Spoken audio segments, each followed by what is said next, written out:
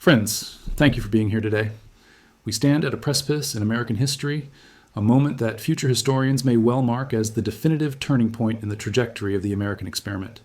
We are witnessing a fundamental reorientation of how the United States interacts with the world, specifically with its own hemisphere. For 2 centuries, we have operated under the assumption of the Donroe Doctrine, the idea that the Western Hemisphere is the United States' sphere of influence, a region where external powers are unwelcome. But what we are seeing emerge now, in the proposed policies and strategic posturing of a new era, is something far more aggressive, far more desperate, and potentially far more dangerous. We might call it the Donroe Doctrine. This is not merely a political slogan or a campaign promise. It is a collision course. It is the sound of an empire attempting to reverse 20 years of neglect through sudden, blunt force. To understand the gravity of this moment, we must look beyond the headlines and the sound bites. We must look at the hard data, the shifting supply chains, and the cold realities of great power competition. We must ask ourselves a difficult question. As the United States attempts to reassert control over Latin America, are we witnessing the restoration of American power or the overreach of a hegemon that has already lost its footing? The premise of this confrontation was illustrated vividly in a scenario that many geopolitical analysts fear is becoming less hypothetical by the day. Imagine, if you will, the early hours of January 3rd, 2026, American helicopters touching down in Caracas, Venezuela. The objective is not a drug raid, nor is it a humanitarian mission. It is a decapitation strike against the Maduro regime, ending with the Venezuelan president in handcuffs aboard an American aircraft carrier. In the immediate aftermath, the media narrative would focus on narco-terrorism or the restoration of democracy. But those of us who study the deep currents of geopolitics would know the truth. This was not about drugs. This was about China. I want to pause here and ask for your perspective. Many of you lived through the interventions of the Cold War era. Do you believe a direct military intervention like this is necessary to secure our national security today? Or do you see it as a dangerous relic of the past? Let me know your thoughts in the comments below. That hypothetical operation represents the logical conclusion of the Donroe Doctrine.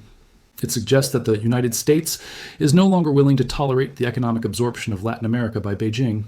But to understand why Washington is reacting with such potential ferocity, we must first confront the magnitude of the shift that occurred while America was distracted elsewhere, a diagnosis of how we lost our own backyard. While the United States spent the first 2 decades of the 21st century bleeding treasure and credibility in the deserts of Iraq, the mountains of Afghanistan, and the plains of Ukraine, a profound transformation took place in the Western Hemisphere. China did not invade Latin America with tanks. It did not deploy aircraft carriers to the Caribbean. It did something far more effective. It bought the region, piece by piece, contract by contract. The numbers tell a story that Washington ignored for too long. In the year 2000, China's trade with Latin America was negligible. A mere $12 billion, it was a rounding error in the global economy. By 2024, that figure had exploded to $518 billion. That is a 40-fold increase in just 24 years. Today, China has displaced the United States as the top trading partner for the major economies of South America: Brazil, Chile, Peru, Uruguay, and Argentina. In the boardrooms of Sao Paulo and the mines of the Andes, the primary language of commerce is increasingly Mandarin, not English. But trade statistics, while impressive, are abstractions. To truly grasp the extent of this shift, we must look at the physical infrastructure, the concrete and steel that binds nations together. The most potent symbol of this new reality is found on the coast of Peru, in a place called Chancay. Here, 60 kilometers north of Lima, a transformation is taking place that keeps Pentagon planners awake at night. This is the port of Chancay. This is not a standard municipal port. It is a $3.5 billion deepwater megaport, majority owned and operated by COSCO, a Chinese state-owned enterprise.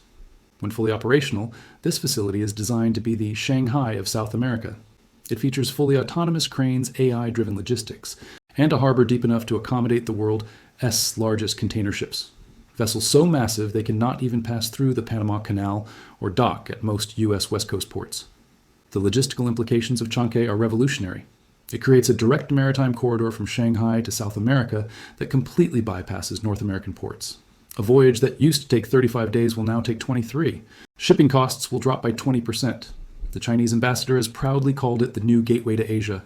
The Peruvian government hopes it will make them the Singapore of Latin America. But for the United States, Chancay represents a catastrophic failure of strategic foresight.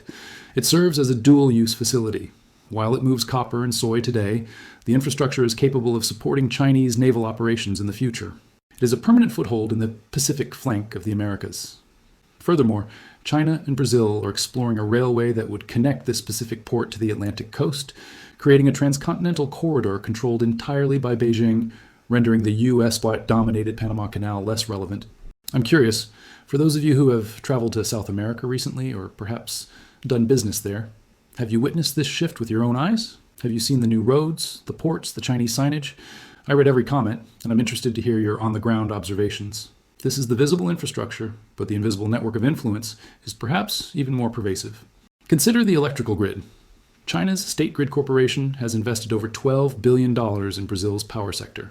They have constructed ultra-high voltage transmission lines stretching thousands of kilometers, connecting the renewable energy hubs of the north to the population centers of the south. If you live in Rio de Janeiro or São Paulo, there's a very high probability that the electricity powering your home is delivered via Chinese-owned infrastructure. In 2025 alone, they won another multi-billion-dollar contract to expand this grid. They are not just trading with these countries, they are wiring them.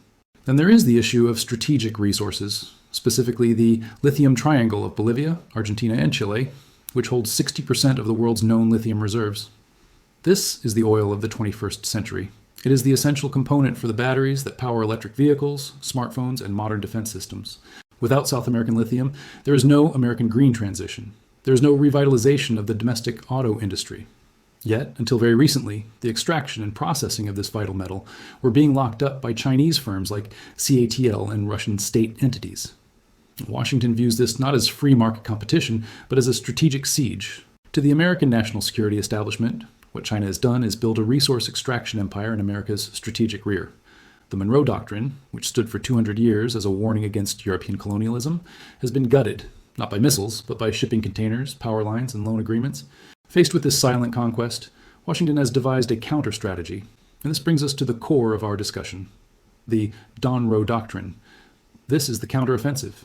It is the articulation of a new American foreign policy that views the Western Hemisphere not just as a neighbor, but as a battlefield that must be secured at all costs. The Donroe Doctrine differs from traditional diplomacy in its reliance on brute force and economic coercion. It is transactional, aggressive, and explicitly zero-sum. The message being sent to Latin American capitals from a resurgent nationalist Washington is simple. You can trade with China, or you can trade with us, but you can no longer do both. This doctrine is enforced through three distinct pillars, starting with the weaponization of trade. We have heard the proposals for a baseline 10% tariff on virtually all imports, coined as Liberation Day. But the real weapon is the threat of secondary sanctions. The goal is to make it economically ruinous for Latin American countries to accept Chinese infrastructure projects. The message is, if you build a port with Chinese money, you lose access to the American consumer. The second pillar involves the aggressive expansion of the military perimeter. The definition of the Western Hemisphere is being stretched to include everything from the Arctic to Antarctica. We are seeing increased military deployments and a renewed focus on hard power. The threat to Panama is explicit. American officials have delivered ultimatums to the Panamanian government regarding the presence of Hutchison Holdings, a Hong Kong-based company operating ports at both ends of the canal. The demand is for Panama to nationalize or transfer these assets to pro-American entities or face severe consequences. The third and perhaps most divisive pillar is the strategy of regime sorting. The hemisphere is being divided into friends and enemies based solely on their alignment with Washington's anti-China stance. Leaders like Javier Milei in Argentina and José Raúl Mulino in Panama are embraced, offered IMF credit lines and technology transfers in exchange for rejecting the Belt and Road Initiative. Conversely, nations that attempt to maintain neutrality, like Brazil under Lula da Silva or Mexico under Claudia Sheinbaum, face intense pressure. Mexico, in particular, is on the front line of this collision. It is America's largest trading partner, yet it has become a major loophole for Chinese manufacturers. Chinese companies have been establishing what are essentially phantom factories in Mexico, importing components from Asia, assembling them south of the Rio Grande, and exporting them to the U.S. duty-free under the USMCA agreement. The Donroe Doctrine views this as an intolerable breach of economic security. The upcoming renegotiation of the USMCA in 2026 is shaping up to be a brutal affair, with Washington demanding not just trade concessions, but security cooperation that borders on a loss of sovereignty for Mexico. The threat to designate drug cartels as foreign terrorist organizations is the stick in this negotiation, a legal maneuver that would authorize U.S. military action on Mexican soil, with or without Mexico City's consent. However, we must pause here and ask the hard question, is this doctrine actually viable? Can the United States win a competition defined by these terms? To answer this, we must turn to the insights of economic realists like Professor Richard Wolff, who argues that the American empire has already peaked and is now in a state of structural decline. The fundamental flaw in the Donroe Doctrine, according to this school of thought, is that it attempts to solve an economic problem with political and military tools. The United States is no longer the undisputed economic hegemon it was in 1945 or even 1990. If we look at the global GDP, the G7 nations, the traditional Western alliance, now account for roughly 28% of world output. The BRICS alliance, anchored by China and including Brazil, India, and Russia, now accounts for approximately 35%. The center of gravity has shifted. The tariff strategy, often touted as a way to protect American jobs, illustrates this weakness. Tariffs are, in effect, taxes paid by domestic consumers. When the U.S. places a 100% tariff on Chinese electric vehicles, it forces American consumers to pay more for inferior domestic alternatives. Take the example of BYD, the Chinese automaker. They currently produce electric vehicles that are widely considered superior in battery technology and build quality to American equivalents. The rest of the world, Africa, Southeast Asia, and critically Latin America, will not follow the U.S. into protectionism. They will buy the $30,000 BYD truck because it is the better economic decision. As a result, Chinese technology becomes the standard for the global South, while American technology becomes an expensive, protected island. This is not a recipe for imperial restoration. It is a recipe for isolation. This is a contentious point, I know. Do you think we should prioritize protecting American manufacturers, even if it means higher prices and lagging technology, or should we compete on the open market? I'd love to read your arguments on this. Furthermore, the U.S. is attempting to project this power while slashing its own domestic investment. The proposed cuts to federal spending, gutting education, infrastructure, and social safety nets to service a ballooning national debt, signal a nation cannibalizing its own future to maintain a facade of global dominance. As Wolff points out, empires usually fail when the cost of maintaining the empire exceeds the economic benefits it provides. We are dangerously close to that tipping point. This collision course is not merely theoretical. It has specific flashpoints where the Cold War could turn hot, or at least deeply destabilizing. We have already discussed the port of Chancay in Peru, but consider the response from Nicaragua. In a move that illustrates the wild card nature of this conflict, the Nicaraguan government has revived plans for an interoceanic canal to rival Panama. The pitch, made directly to Beijing, is for a canal deeper and wider than Panama's, capable of handling the megaships that American infrastructure cannot. The price tag is astronomical, $50 billion to $80 billion, but for China, it represents an insurance policy. If the U.S. squeezes the Panama Canal, China has a backup plan on the table. This would permanently bifurcate hemispheric logistics, an American route and a Chinese route. Then there's the issue of Antarctica. It seems distant, but it is vital. The southern tip of Argentina, specifically the port of Ushuaia, is the gateway to the Antarctic continent. China has been aggressively expanding its research stations and naval presence in the southern oceans. The Donroe Doctrine explicitly extends the American security perimeter to the South Pole. Washington is pressuring Argentina to deny China access to Ushuaia. If a future Argentine government, one less pliable than Milei Opor S, decides that Chinese investment in Patagonia is more attractive than American austerity, the South Atlantic could become a zone of naval friction. Brazil presents perhaps the most complex challenge. Brazil is not a small Caribbean island that can be bullied. It is the world's 9th largest economy, an agricultural superpower, and a founding member of BRICS. President Lula da Silva has made it clear he intends to maintain strategic autonomy. He stood beside Xi Jinping in 2025 to announce billions in new Chinese investment. Yet Brazil is also deeply tied to Western markets. The U.S. threat of 40% tariffs on Brazilian agriculture is a nuclear option in economic terms. It could devastate the Brazilian economy, but it would also drive food prices in the U.S. sky high. This is the mutual assured destruction of economic warfare. Now, you might be asking, why doesn't China simply leave? Why doesn't Beijing look at the renewed American aggression and decide that Latin America isn't worth the trouble? The answer is brutally simple. It can't. China's economy is structurally dependent on the importation of raw materials and the export of manufactured goods. It needs Brazilian iron ore to build its cities. It needs Chilean copper to wire its electronics. It needs Bolivian lithium to power its green revolution. It needs Venezuelan oil to fuel its transport. These are not luxuries. They are existential inputs. If the United States successfully forces Latin America to cut ties, China faces resource strangulation. It would be a slow, suffocating siege of the Chinese economy. Beijing understands this perfectly. That is why analysts believe China will not back down. We are seeing the formation of an escalation trap. When the U.S. acts in Latin America, for example, a military operation in Venezuela, China views it as a precedent. If the U.S. claims the right to secure its strategic backyard with force, China will claim the same right in the Taiwan Strait. Every American move in the Caribbean provides rhetorical and strategic cover for Chinese moves in the South China Sea. This brings us to the tragic irony of the Donroe Doctrine. It assumes that Latin American nations, when forced to choose, will ultimately choose the United States because of proximity in history. It assumes that fear of Washington is a stronger motivator than the allure of Beijing's cash. But this assumption may be fatally flawed. For 20 years, the United States offered Latin America lectures on corruption, democracy, and drug enforcement. China offered concrete. China built the bridges, the dams, the power lines, and the ports. China showed up with checkbooks when the U.S. showed up with list of demands. By forcing a choice now, the U.S. risks uniting Latin American nationalism against American imperialism. We are already seeing signs of this. While some leaders capitulate, others are digging in. The narrative of Yankee imperialism is a powerful historical force in the region. By acting as the bully, the Donroe Doctrine validates the propaganda of the very regimes it seeks to topple. It could push fence-sitters, nations that would prefer to be neutral, firmly into the Chinese camp simply as a matter of survival and sovereignty. But we must look even deeper. Beyond the physical ports, the lithium mines, and the trade wars, there are invisible fronts in this conflict. Fronts that will touch the lives of every person in this hemisphere, including right here at home. This is where the cost of the Donroe Doctrine moves from the theoretical to the personal. First, we must consider the digital Silk Road. While we focus on concrete and steel, China has been quietly laying the nervous system of the future Latin American economy.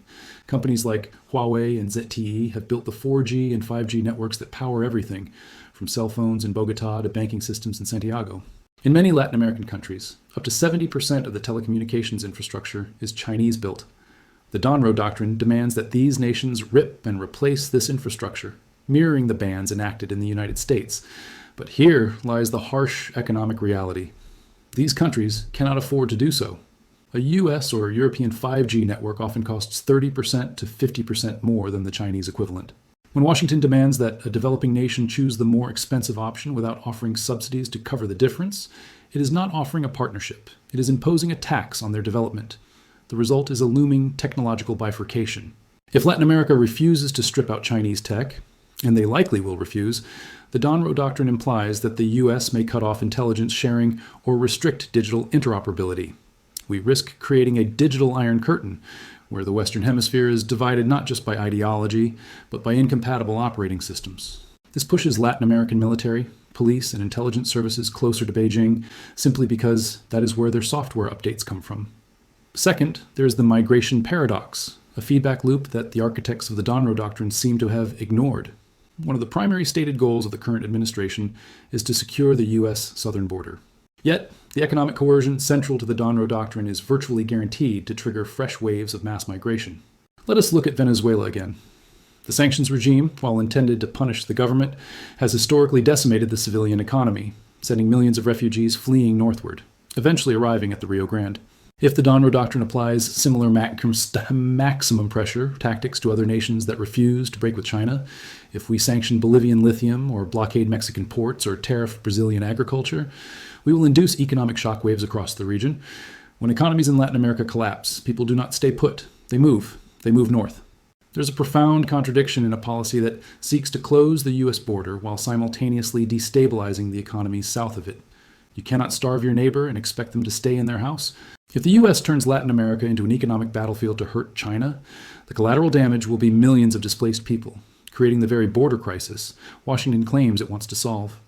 Finally, we must address the domestic cost, the price that you, the American consumer, will pay for this geopolitical pivot.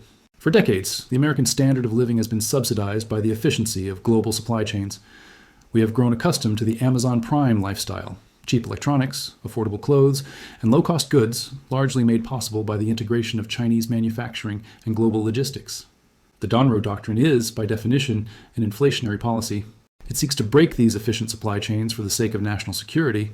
When we place 100% tariffs on goods, or when we force supply chains to move from efficient Chinese factories to more expensive alternatives, the cost of living goes up. This is not a temporary spike, it is a structural shift. The era of cheap goods is ending. If the U.S. successfully decouples from China and forces Latin America to do the same, we are looking at a future where everything from your toaster to your car costs significantly more. The question we must ask ourselves is whether the American public, already weary of inflation, is willing to accept a permanent reduction in their purchasing power to sustain a struggle for hegemony in the Southern Hemisphere. Are we willing to pay more for avocados from Mexico or coffee from Colombia because we have conditioned trade on geopolitical loyalty? The architects of this doctrine assume the answer is yes, but they have not yet presented the bill to the American voter. I want to hear from you on this specific point. Are you willing to see prices rise at the grocery store and the car dealership if it means checking China's power? It's a hard trade-off, and I'm curious where you stand. Moreover, there is a cost that cannot be measured in dollars, the loss of soft power.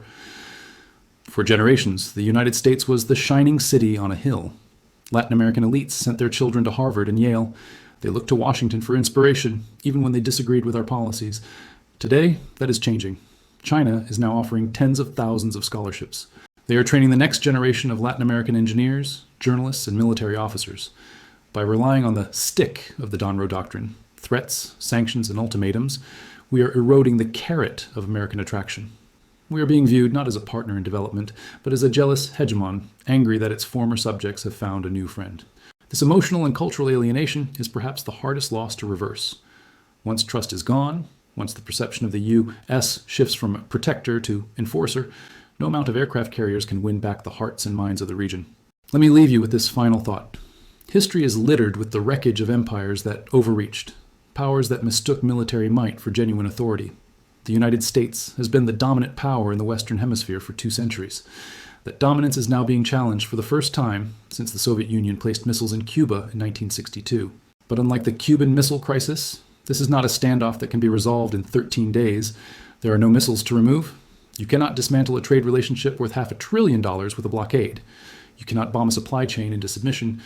The path we are on suggests a long, grinding confrontation.